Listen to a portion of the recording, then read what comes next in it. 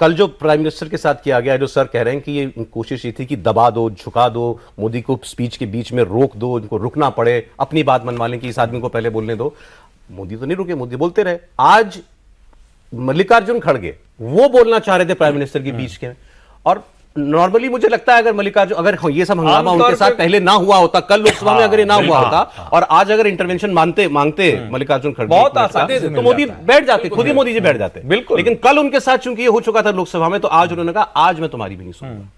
देखिए, नरेंद्र मोदी को जो लोग जानते हैं, जब आप उन्हें दबा के कुछ कराने की कोशिश करेंगे तो वो ज्यादा आक्रामक, ज्यादा जिसको कहते हैं ना कि दबाव के साथ काम करते हैं। ये गुजरात से जो लोग जानते हैं, बहुत लोगों ने उसको, हाँ, एक किस्सा आपको सुना रहे।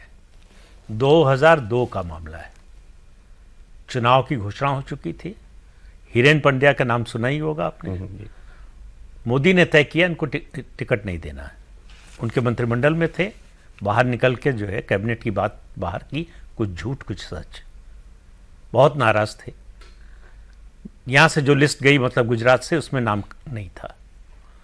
लाल कृष्ण आडवाणी, अरुण जेटली प्रभारी थे गुजरात के, वेंकैया नायडू अध्यक्ष थे, पहुंचे गांधीनगर और नरेंद्र मोदी से कहा कि पार्टी चाहती है कि हिरेन पंड्या को टिकट मिले। तो उन्होंने कहा कि ऐसा है कि अगर आप हिरेन पंड्या को बढ़ाना चाहते हैं, मुझे कोई एतराज़ नहीं, राज्यसभा में जिताकर भेजने की जिम्मेदारी मेरी, उनको केंद्र में मंत्री बना लीजिए, लेकिन यहां टिकट नहीं दूंगा।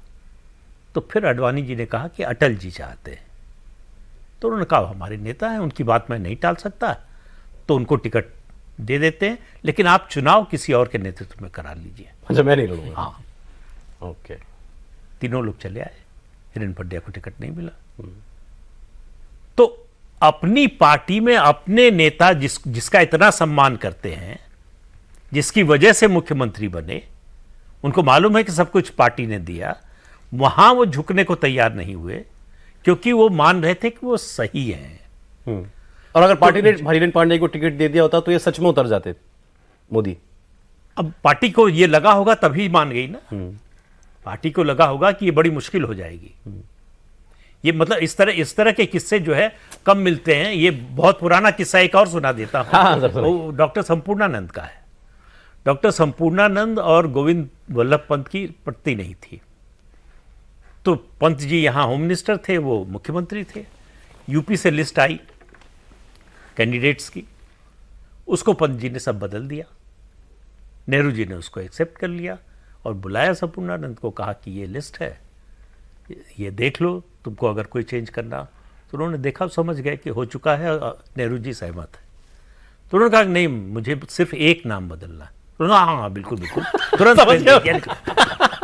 उन्होंने जहां उनका नाम लिखा था काट दिया और नेहरू जी को ये हुई बात। दस्तखत कर, नेहरू जी ने फाड़ा, सूची को फेंक दिया, उनकी सूची पे दस्तखत किया और दे दिया। तो मतलब नरेंद्र मोदी झुकेंगे नहीं इस प्रेशर के अंदर, दबाव के अंदर। ये अगर इस वक्त ऑपोजिशन को, राहुल गांधी को लगता है ये तो मुझे लगता है उनको भी पता होगा।